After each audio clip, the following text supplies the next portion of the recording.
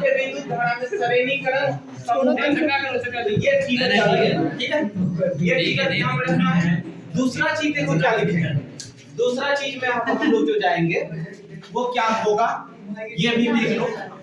अब जो होगा कौन सा क्रम होगा, समांतर क्रम समूह, समांतर क्रम समूहन।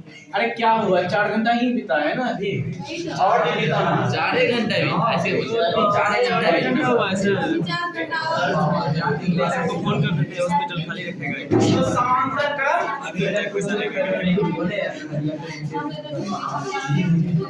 समांतर क्रम समूहन, इसमें क्या करेंगे, सबसे पहले डायग्राम, ये वाले डायग्राम बनेगा, देख लो। चलो शांति से रहो तुम लोग। आज तो सर तक के सब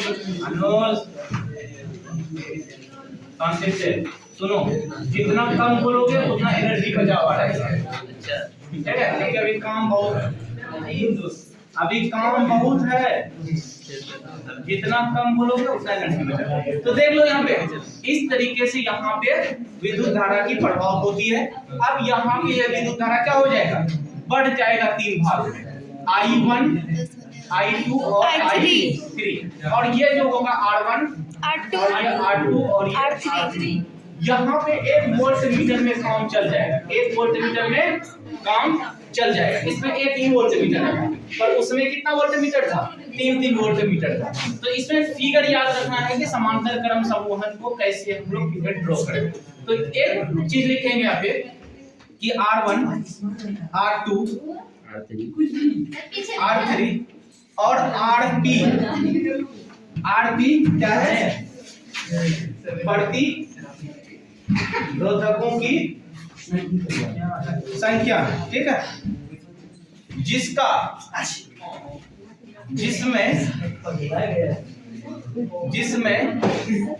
जिसमें क्या विद्युत धारा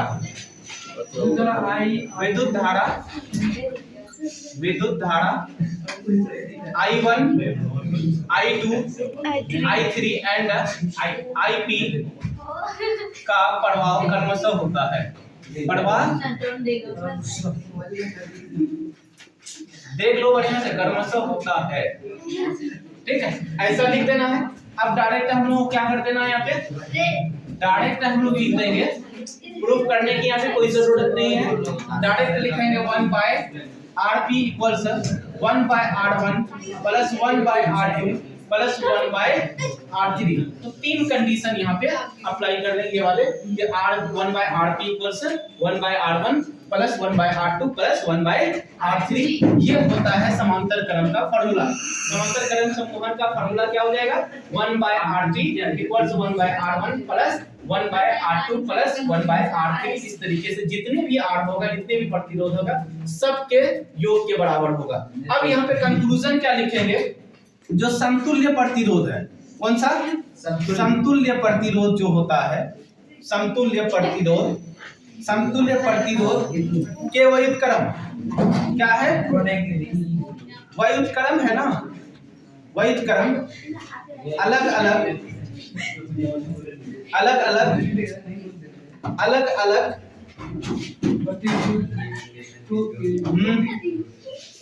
प्रतिरोध के व्युत्क्रम का क्या होता है, बराबर होता है, ठीक है, बराबर क्रम के योग के बराबर होता है। हाँ, व्युत्क्रम के योग के बराबर होता है, ठीक। यहाँ पे समांतर क्रम समूहन में हम लोग देखेंगे फिगर इस तरीके से पहले ड्रॉ करेंगे, और यहाँ पे देख करके ही इसका नाम लिखेंगे, ज्यादा कुछ करने की यहाँ पे जरूरत है नहीं। मेन याद रखना ये चीज, देखो ये ऑब्जेक्टिव क्वेश्चन में भी पूछता है कि समांतर क्रम समूहन में 1 by RP plus 1 equals 1 by R1 plus 1 by R2 plus 1 by R3, और वहीं पे सरणीकरण में क्या था, RS equals R1 plus R2 plus R3। इस तरीके से आगे हम लोग पढ़ते रहते थे। यहाँ तक बेसिक तुम्हारा जो था फिजिक्स का ये इलेक्ट्रिसिटी चैप्टर ये यहाँ तक कंप्लीट हुआ है। अब नेक्स्ट जो टॉपिक होगा वो एक छोटा सा टॉपिक है कि विद्युत धारा के प्रभाव, मतलब विद्युत धारा के उसमें प्रभाव, विद्युत धारा के एक छोटा सा टॉपिक सर, एक छोटा सा टॉपिक है विद्युत धारा के। ठीक है अच्छे भूख लगा सर, अरे भूख लगी तो क्या हुआ सर, चलिए सर चलो खत्म, अब 2 टॉपिक बचा हुआ है। अभी तो एक टॉपिक सर, एक टॉपिक से ये हो जाएगा, एक टॉपिक क्या हो जाएगा ये वाले क्या बोले, एक टॉपिक लगे उसमें प्रभाव, उसके बाद जूल के नियम। ठीक है, इससे पहले हम लोग एक चीज और पढ़ लेंगे, इससे पहले कि जो प्रतिरोध होता है वो निम्न बातों पे निर्भर करता है। तो शॉर्ट में, बहुत शॉर्ट में हम लोग पढ़ लेते हैं कि जो प्रतिरोध है उसको दिमाग को शांति रखो। ठीक है सर, देखो अच्छे से समझ में भी आएगा और रिवीजन अच्छे तरीके से हो जाएगा सर, क्योंकि एक दिन में 4 चैप्टर पढ़े हो तुम, पूरा फिजिक्स पढ़ रहे हो, छोटी बात, तो थोड़ा सा इसमें सेक्रीफाइस चाहिए ही, कोई आम आदमी का काम नहीं है पढ़ना। ठीक है, तुम लोग पढ़ रहे हो इसका मतलब है तुम लोग दम है, थोड़ा सा और दिखा दो दम, थोड़ा सा और दिखा दो, 5 मिनट टाइम दे दो, खत्म हो जाएगा। चलो बैठो सर 2 मिनट, इस टॉपिक में 5 मिनट लगेगा, इसमें 5 मिनट लगेगा। प्रतिरोध निम्न बातों पर निर्भर करती है, निम्न, अरे तुम्हारे लिए ही नहीं है, निम्न बातों पर निर्भर करती है। ठीक है, आप जो पढ़ोगे तो आप लगेगा कि हम हो गया सब चीज खत्म, निर्भर करती है।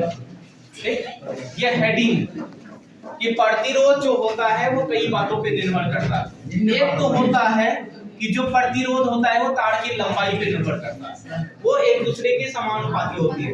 जैसे तार की लंबाई बढ़ाएंगे वैसे वैसे प्रतिरोध भी बढ़ेगा। एक बात, दूसरी बात क्या है, दूसरी बात है कि उसके मोटाई पे भी निर्भर करता है। ठीक है, जो तार जितना मोटा होगा उसका प्रतिरोध उतना ही कम होगा। तो ये दोनों के बीच में कैसा है, वही कर्मानुपाती होता है, यानी प्रतिरोध और उसका, प्रतिरोध और क्या, प्रतिरोध और क्रॉस सेक्शनल एरिया, जिसको हम लोग क्षेत्रफल बोलते हैं। तार की जो मोटाई होगा उसका क्या होगा, क्षेत्रफल होगा। जैसे देख लो यहाँ, देख लो ये क्या है, इसका मोटाई है ना, तो ये मोटाई एरिया हो गया।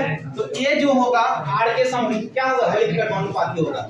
इसके बढ़ने पे ये घटता है, इसलिए ज्यादा मोटा तार का प्रतिरोध क्या होता है, कम होता है। मोटा तार का प्रतिरोध कम होगा, पतला तार का प्रतिरोध ज्यादा होगा।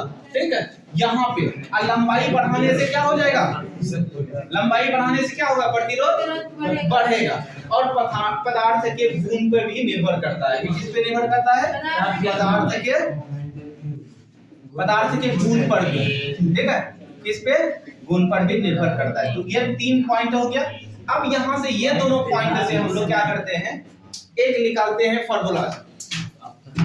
फॉर्मूला क्या बनता है, समीकरण 1 और 2, समीकरण 1 और 2 से इसमें एक टॉपिक जो आएगा, एक पॉइंट जो आएगा, वहां से क्वेश्चन आता है प्रतिरोध का। अब यहाँ से इसको सही से रखोगे, इसको सही से याद कर लोगे, नोट्स में भी दिया हुआ है और पहले भी पढ़ाए थे उसमें भी दिया हुआ है कि प्रतिरोध जो होता है वो निम्न बातों पर निर्भर करता है। अब यहाँ समीकरण 1 और 2 से, समीकरण 1 और 2 से क्या मिलता है कि R जो होता है वो समानुपाती L/A हो जाता है। तो यहीं पे जैसे समानुपाती हटेगा, इसके लिए कांस्टेंट टर्म आएगा जिसको हम लोग रॉ बोलते हैं, और इसको प्रतिरोधकता के नाम से हम लोग जानते हैं। रॉ को किस नाम से जानते हैं, प्रतिरोधकता के नाम से जानते हैं। ठीक है, किस नाम से जानते हैं, प्रतिरोधकता के नाम से जानते हैं। और इसका जो एसआई मात्रक होगा ये पूछता है, इसका एसआई मात्रक क्या होता है, ओम मीटर होता है। इसका एसआई मात्रक क्या हो जाएगा, ओम मीटर। इसका एसआई मात्रक ओम मीटर, ये पूछता है, ये पूछने की चांसेस है। अब उसके बाद उसमें प्रभाव पड़ रही है। धारा के उसका प्रभाव। हाँ, विद्युत धारा के उसमें प्रभाव बहुत छोटा है। ये टॉपिक कभी कभी 1 नंबर क्वेश्चन में आने के चांसेस है कि जब किसी भी विद्युत परिपथ से विद्युत धारा की प्रभाव होती है तो उसमें उत्पन्न होता है। तो ये बात कौन कहा था? जूल कहा था। उसी पे हम लोग नियम निकाले थे कि जूल के नियम पे ही क्या निकाले थे कि H जो होता है I² RT होता है। ये चीज पढ़े हो तुम लोग? Yes sir. H = I² RT। ये किससे आया? जूल के नियम से आया। जूल के नियम से आया। एक ऑब्जेक्टिव क्वेश्चन भी इस पे आ जाता है कि 3 फार्मूला जो होता है एक ही के लिए होता है। 3 फार्मूला जो होता है एक ही के लिए। अब तुम इसी को थोड़ा सा मॉडिफाई करो तो I R I ऐसा लिख सकते हैं। तो IR को क्या लिख सकते हैं? B लिख सकते हैं। और ये VIT हो गया। तो H बराबर क्या हो जाएगा? VIT हो जाएगा। हम लोग बना सकते हैं। अब वहीं पे पावर पढ़े हो तुम लोग? पावर शक्ति हाँ। तो यहाँ पे जो है एक शक्ति आएगा, विद्युत शक्ति सर। विद्युत शक्ति। अब क्या जरूरी आएगा? है अभी हम लोग को। विद्युत शक्ति, ये इम्पोर्टेंट है। यहाँ से क्वेश्चन आता है। ये सारे अभी इम्पोर्टेंट नहीं चल रहा है, हम ज्यादा टॉपिक लेते ही भी नहीं है। तो विद्युत शक्ति जो है बहुत इंपॉर्टेंट है, इससे कई बार क्वेश्चन पूछा गया है। अब यहाँ पे जो क्वेश्चन पूछा गया है किस किस तरीके से पूछा गया है ये भी बताते हैं। विद्युत शक्ति ध्यान से देख लो, पूरा क्लास करके अंत भला तो सब भला, इसीलिए अंत है, बढ़िया से बैठो, ठीक है? नहीं तो बस वही होगा, अंत बुरा तो सब बुरा होगा। तो अंत भला तो सब भला, इसलिए शांति से बैठ के रहो। तो विद्युत शक्ति जो है, विद्युत शक्ति, होने के 10 तो विद्युत ऊर्जा क्या होता है? विद्युत ऊर्जा के वह मतलब कंज्यूम होने का वह के दर को, वह के दर को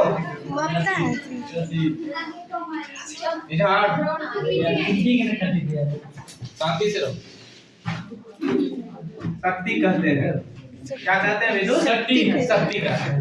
इसका एक ऑब्जेक्टिव पॉइंट क्या आता है कि इसका SI मात्रक संकेत नहीं पूछता है। SI मात्रक संकेत तो कभी पूछता ही नहीं है, बट इसका SI मात्रक पूछने की चांसेस है। ठीक है? इसका SI मात्रक क्या हो जाएगा? वाट हो जाएगा। WATT यानी वाट लग रहे, ठीक है? समझा? ऐसे ही बोलो। यहाँ पे उसके बाद इसका एक स्टार्ट पॉइंट सूत्र भी लिखोगे, तो सूत्र में क्या लिखेंगे हम लोग? W/T, P = W/T, वही W/T, W ने बजा लिया है ना? जो बोलते हो तुम लोग, तो इसी को हम लोग क्या लिखते हैं? जूल पर जाएंगे, W = PT लिखते हैं ना? W = क्या लिखते हैं? PT लिखते हैं।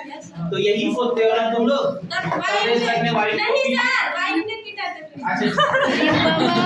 नहीं सर, उससे बेस्ट फिजिक्स वाला तो बेस्ट है। क्या बोल रहे हो? वैसा किसी का नसीब ही नहीं बनेगा। चलो ठीक है। तो W = PT यानी P = W/T, क्या हो जाएगा? W/T।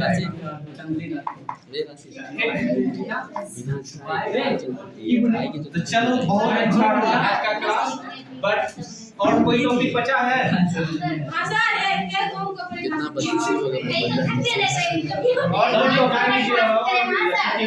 एक ओम को परिभाषित करें, 1 एम्पियर को परिभाषित करें या 1 वोल्ट को परिभाषित करें। इससे पहले हम लोग एक और पॉइंट, स्टार्ट पॉइंट देख लो। फैक्चुअल क्वेश्चन है बाबू, फैक्ट है ये सब कि जूल पर, हाँ इसमें तो सब फैक्ट है, इसीलिए बोलते हैं इस चैप्टर को पढ़ो फिजिक्स में पास हो जाओ। ठीक है? वो जो अभी हम लोग जो पूरा फिजिक्स पढ़े हैं ना, वो बराबर इतना, ठीक है? वो तीनों एक साथ ये अकेला बराबरी कर लेगा, इतना क्वेश्चन आता है फिजिक्स में। तो W का SI मात्रक क्या होता है? W क्या है? कार्य है, एक तरीका ऊर्जा है ना? तो ऊर्जा का क्या होता है SI मात्रक? जूल होता है। तो जूल प्रति सेकंड, जूल प्रति सेकंड को क्या कहेंगे आप? जूल प्रति सेकंड को, वहाँ कूलम प्रति सेकंड था, वहाँ कूलम प्रति सेकंड को क्या कहते थे? कूलम प्रति सेकंड को वाट, एम्पियर कहते थे।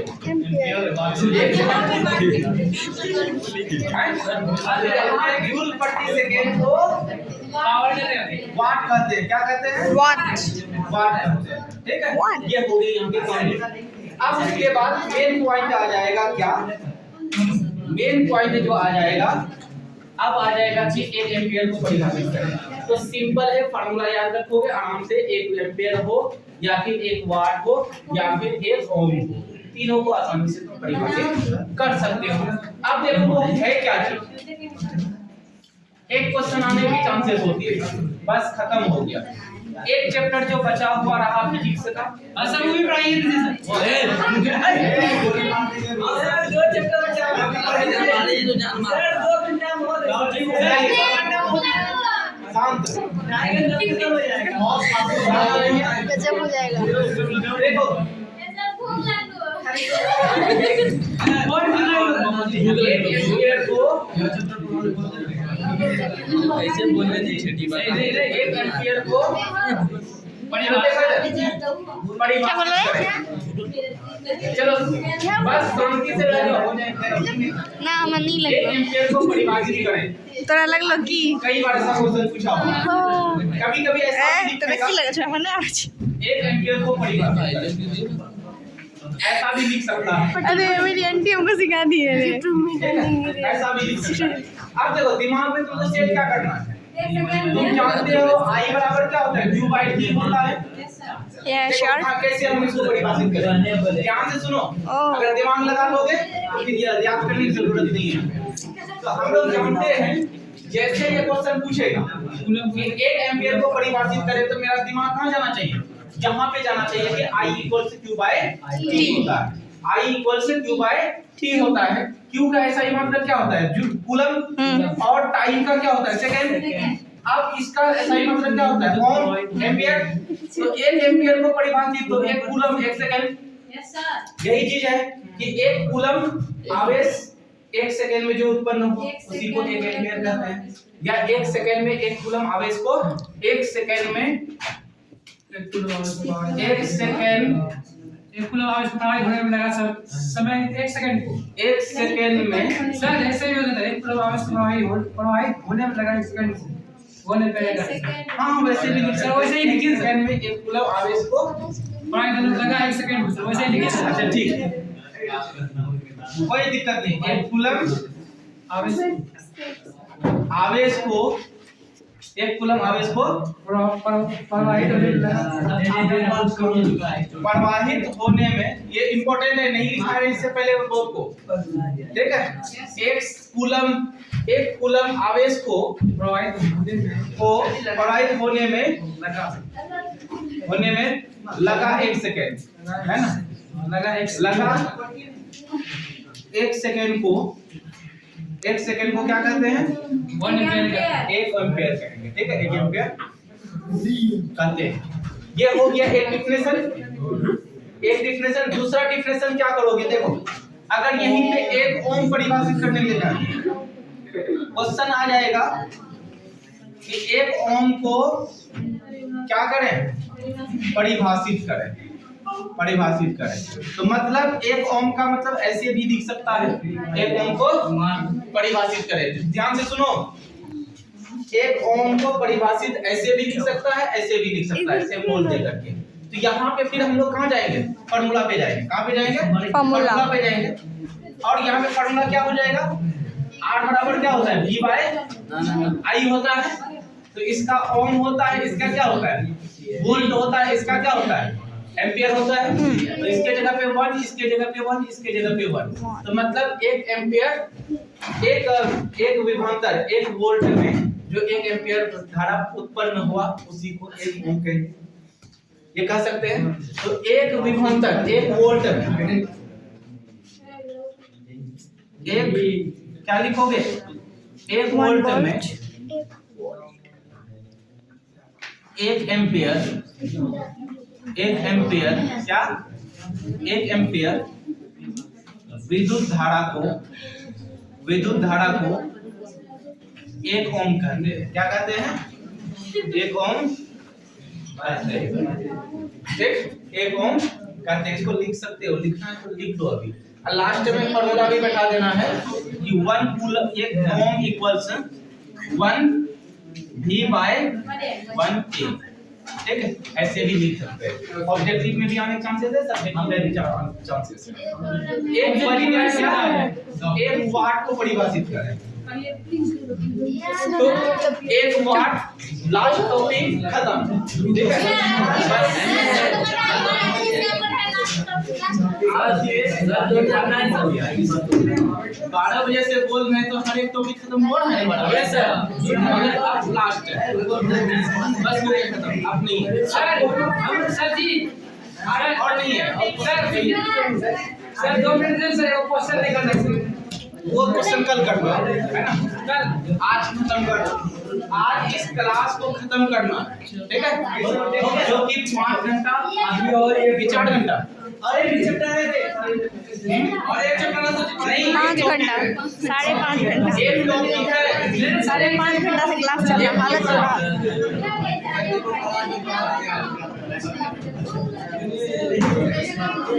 अगले संडे को पढ़ा दीजिए जो बचे हुए हैं। 1 जून अगले को संडे को पढ़ा दीजिए। एक वाट को परिभाषित करें। अरे शांति से बैठिए। हो गया एक वाट को